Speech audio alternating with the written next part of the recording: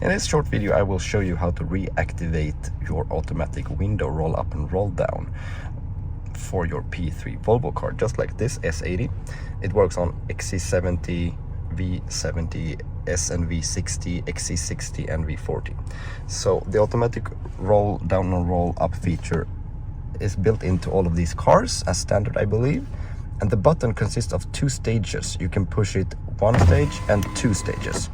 The first stage is the manual adjustment, and the second stage should make the window roll all the way up or down. So in this case, it doesn't do that on my window here. So let's reset it. So what you do to re-enable the automatic window is that you push the window so it goes all the way down, and you let go.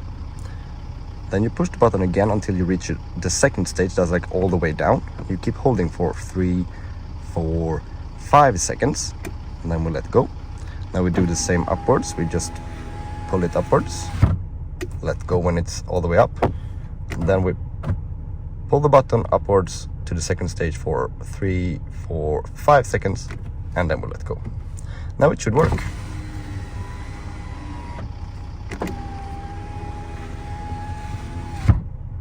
Perfect. And if you hear that second click as the window moves all the way up and then just sits back down a millimeter, that's no problem.